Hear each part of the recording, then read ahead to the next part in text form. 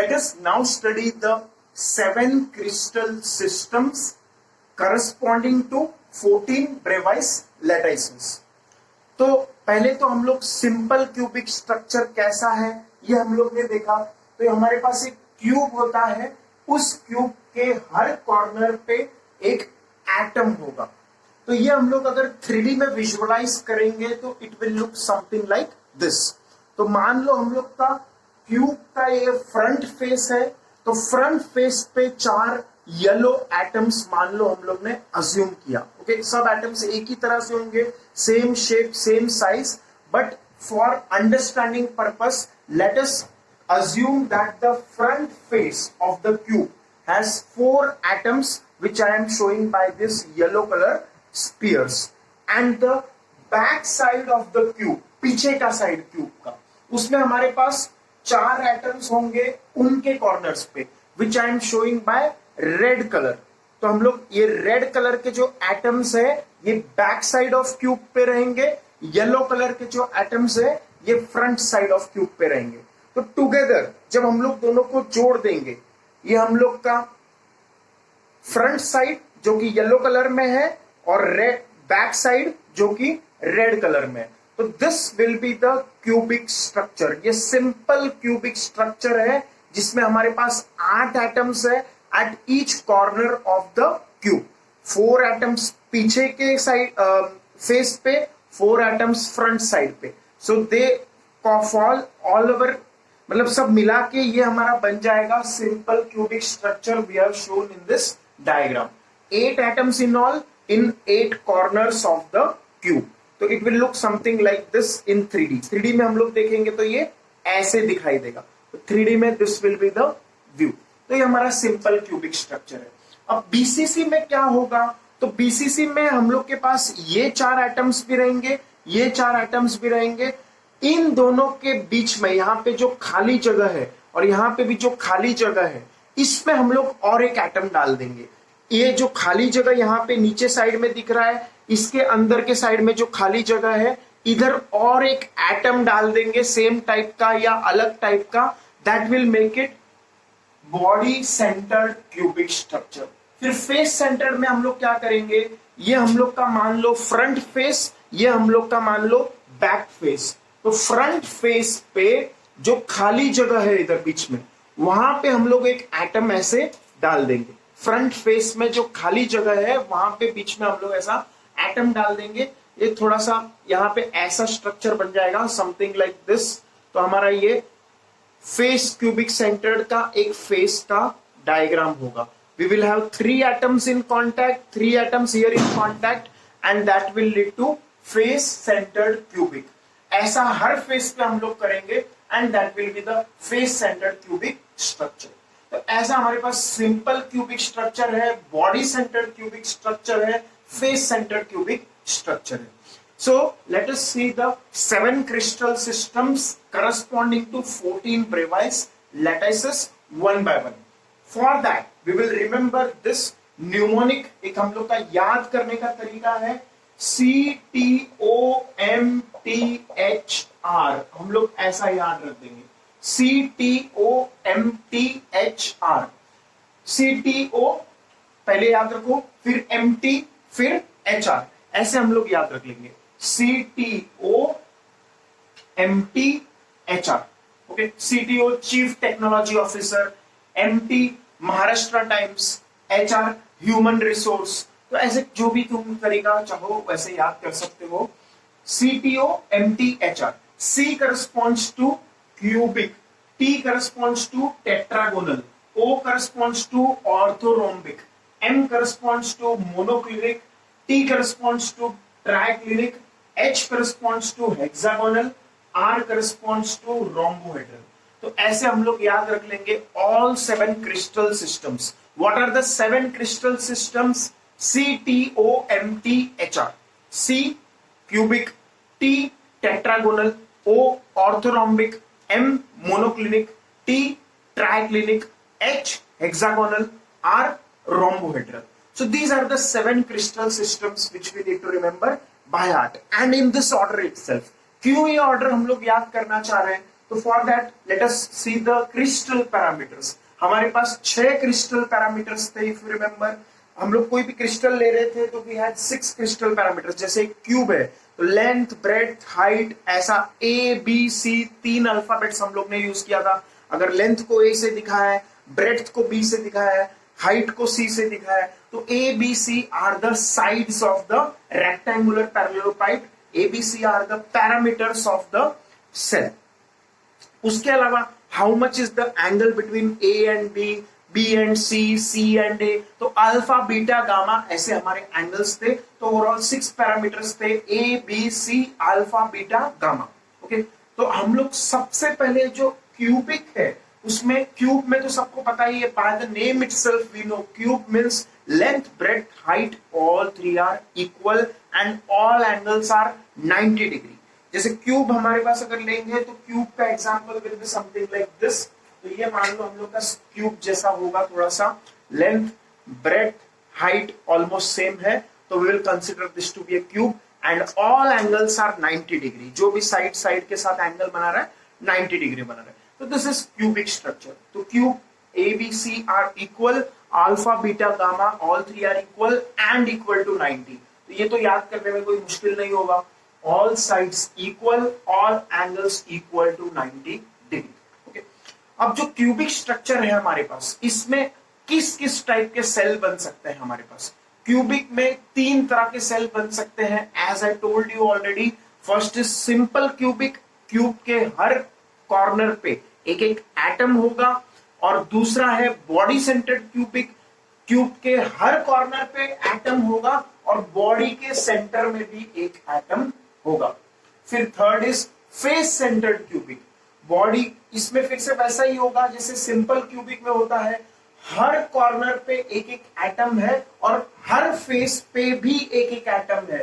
Total 6 faces है, तो 6 atoms हम लोग बताएंगे, ऊपर के फेस पे, नीचे के फेस पे, लेफ्ट फेस पे, राइट फेस पे, बाहर के फेस पे, पीछे के फेस पे, हर फेस पे एक एटम है। जैसे हम लोग अगर ये क्यूब माना जाए इसको अगर, तो where are the atoms located? First of all the atoms are located at the 8 corners of the cube.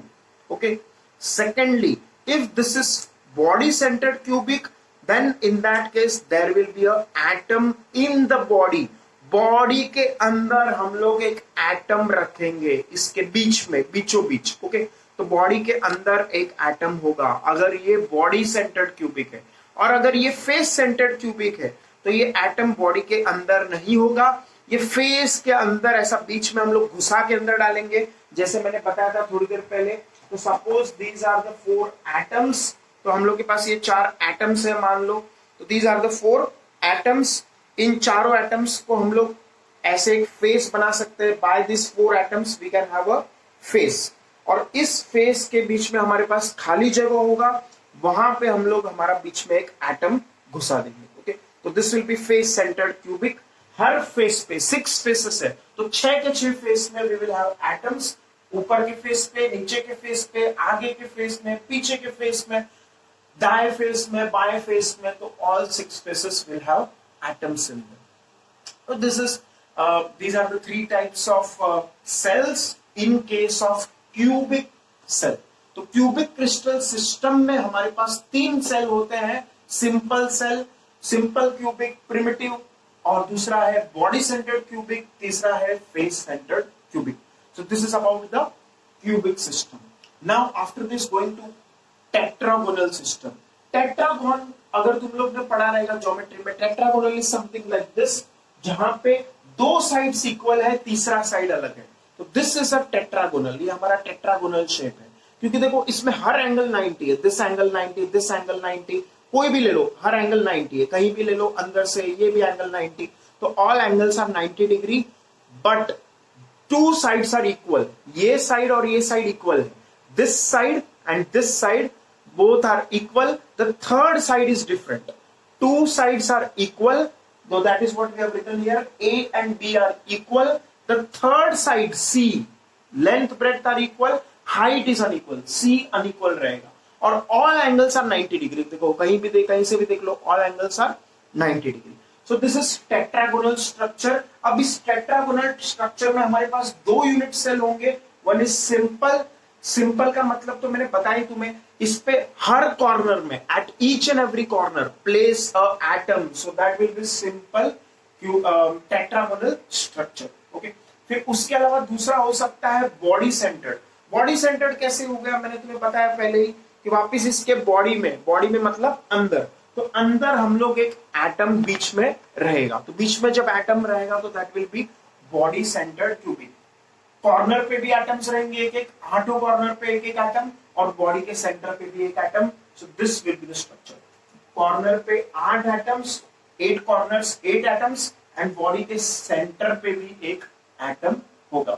So these are the two types of unit cell for tetragonal structure. After that coming to orthorhombic structure. Orthorhombic structure में हमारे पास तीनों sides unequal रहेंगे, length breadth height all three will be unequal.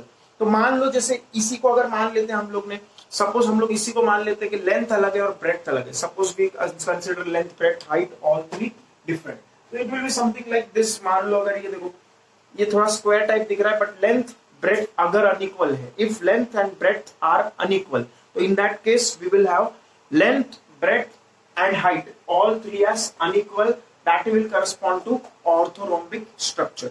तो suppose हम लोग हमारा पहले का मॉडल ही ले लेते हैं। इस मॉडल में हमारा लेंथ ब्रेड्थ हाइट अगर तीनों अनइक्वल हुआ, ये भी अलग है, ये भी अलग है और ये भी अलग है, तो then in that case this will be orthorhombic, but the angles are 90। Every angle, कोई भी एंगल ले लो, अल्फा ले लो, बीटा ले लो, गामा ले लो, any angle will be 90 degree itself. तो उस केस में वी हैव 4 पॉसिबिलिटीज, 4 तरह के सेल बन सकते हैं हमारे पास। सिंपल सेल बन सकता है wherein we have 8 corners 8 atoms, हर कॉर्नर पे एक atom, so it will be a structure like this. Length breadth height तीनों अनइक्वल है, सब एंगल्स 90 है, हर कॉर्नर पे हम लोग ने एक एक एटम असाइन कर लिया। So this will be the simple orthorhombic cell. Simple orthorhombic cell. Okay, तो सिंपल ऑर्थोरोम्बिक यूनिट सेल ऐसा दिखाई देगा। Body centred orthorhombic unit cell ऐसा ही दिखाई देगा, जिसमें फिर से as I told you, body के अंदर हम लोग बीच में एक एटम रख देंगे। So this will be body centred orthorhombic unit cell. Third one is face centred. इसके हर फेस पे again how many faces are there, face number 1, face number 2, face number 3, 4, 5, 6, तो 6 फेसेस है। आगे का फेस, पीछे का face, right face, left face, ऊपर का फेस, नीचे का फेस, तो 6 फेसेस है हमारे पास।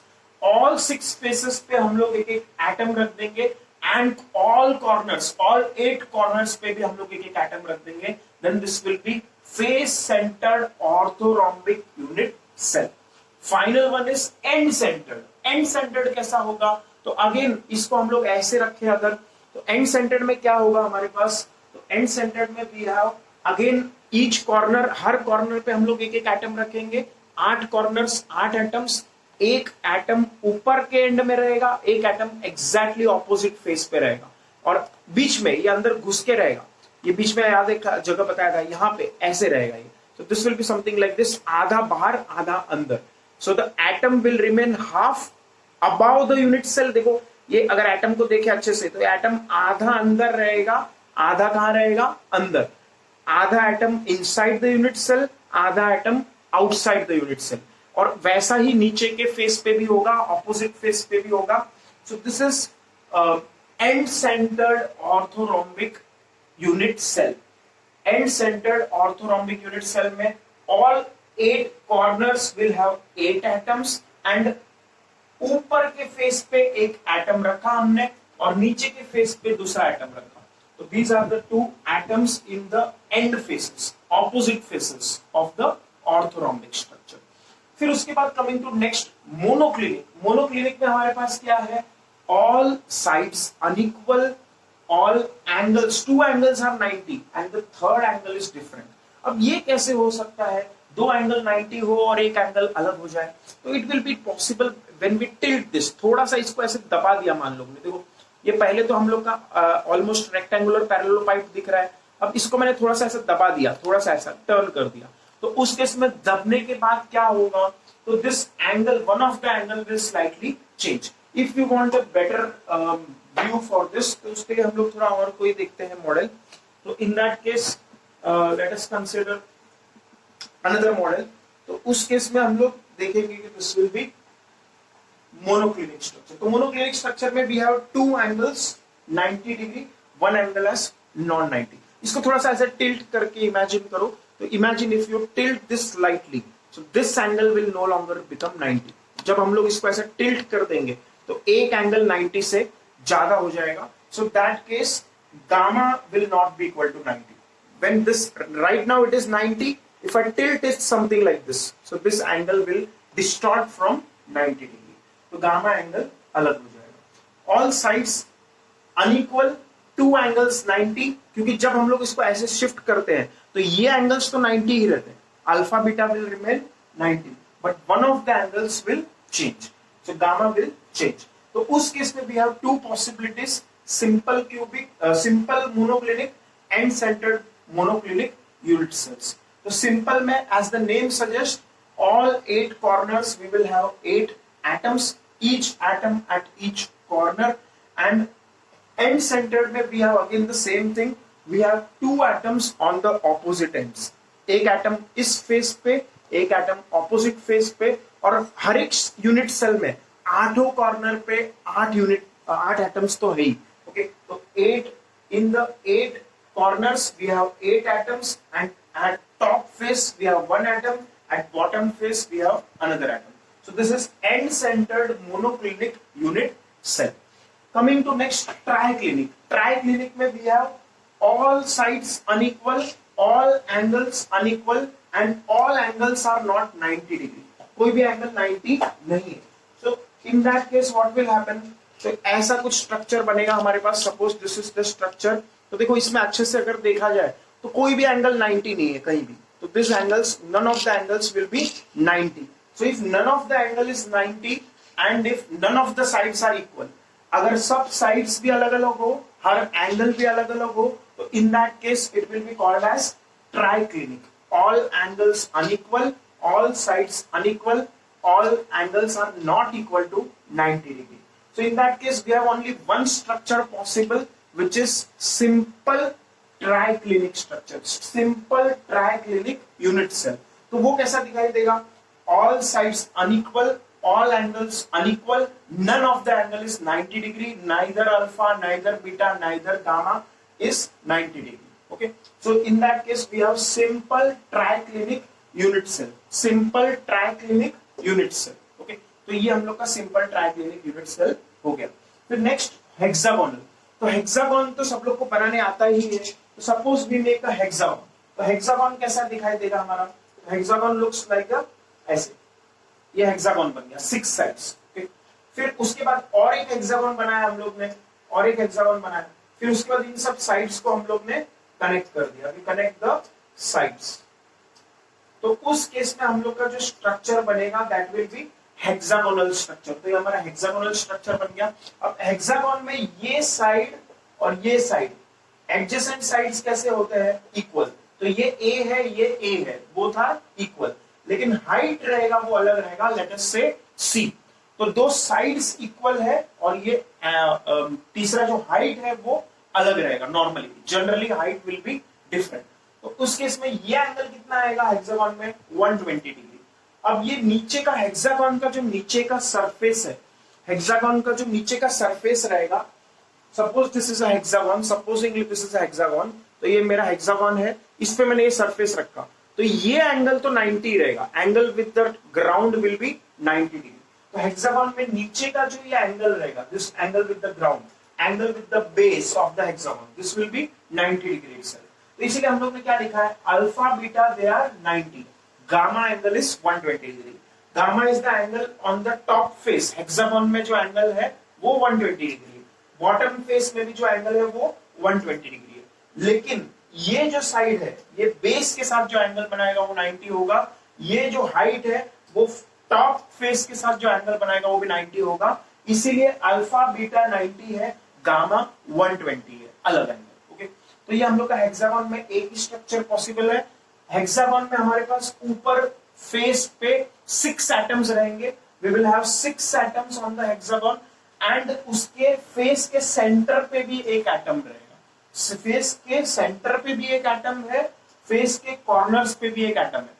वैसा ही कहानी नीचे वाले फेस का रहेगा, ऑल 6 कॉर्नर्स पे हम लोग एक एक एटम रखेंगे और उसके सेंटर में भी हम लोग एटम रखेंगे। तो it will be a structure like this, जैसे मैंने ये हेक्सागोन बना दिया, suppose this is hexagon, something like this hexagon बनाया। तो अब ये हेक्सागोन बनाने के बाद यहाँ पे भी एक एटम, यहाँ पे भी एक एटम, यहाँ पे भी एक एटम, यहाँ पे भी एक एटम, यहाँ पे भी एक एटम, यहाँ पे भी एक एटम, और सेंटर पे भी एक एटम। ओके, सेंटर खाली नहीं रखना।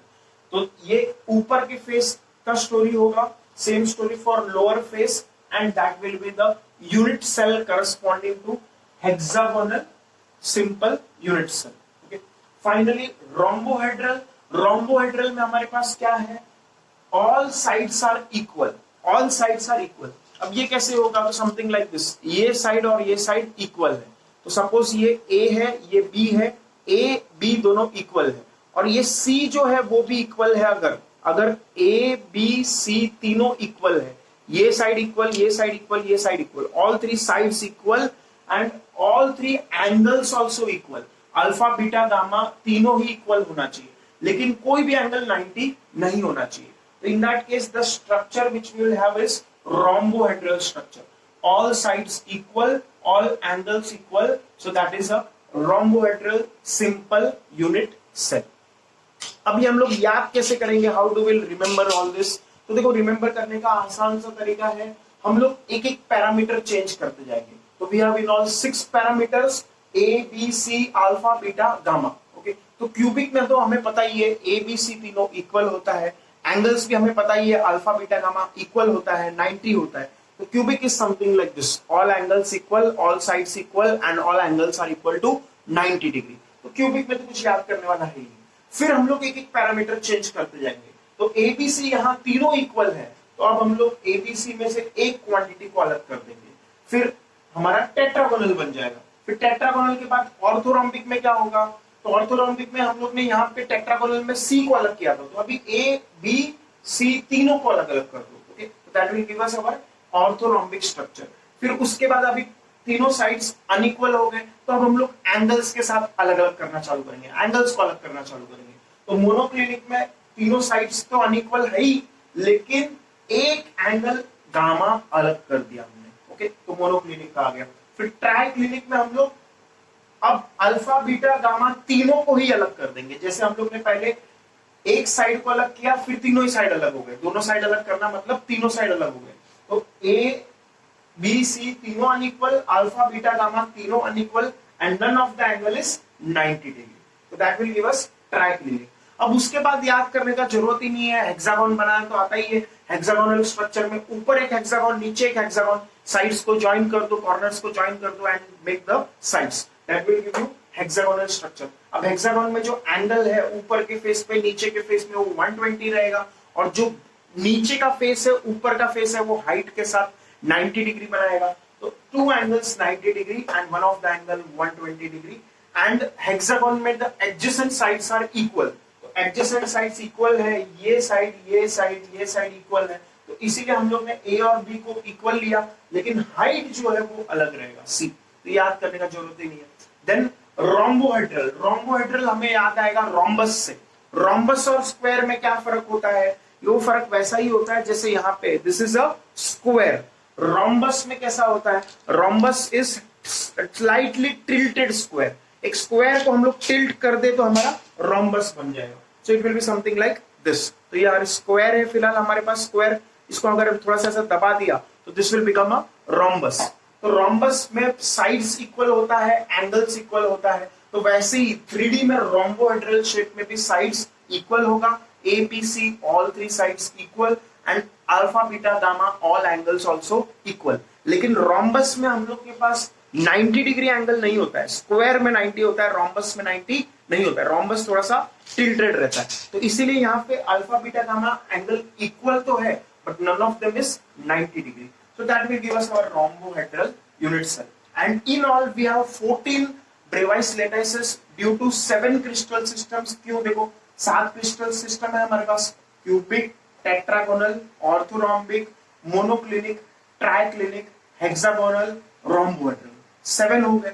और इन 7 में पहले वाले के पास 3 है तो 3, दूसरे वाले के पास 2 है तो 3 + 2 5, तीसरे वाले के पास 4 है तो 5 + 4 9, 9 + 2 11, +1 12, +1 13, +1 14। तो ओवरऑल 14 सिस्टम आ गए। देखो कैसे, वापस देखो 1 2 3 4 5 6 7 8 9 10 11 13 12 13 14। तो 14 ब्रेवाइस लैटिसेस है। 1 2 3 4 5 6 7 8 9 10 11 12 13 14। ओके, कौन कौन से? Simple cubic unit cell, body centred cubic unit cell, face centred cubic unit cell, simple tetragonal unit cell, body centred tetragonal unit cell, simple orthorhombic unit cell, body centred orthorhombic unit cell, face centred orthorhombic unit cell, end centred orthorhombic unit cell, simple monoclinic unit cell, end centred monoclinic unit cell, simple triclinic unit cell, simple hexagonal unit cell, simple rhombohedral unit cell. तो 14 हो गए total.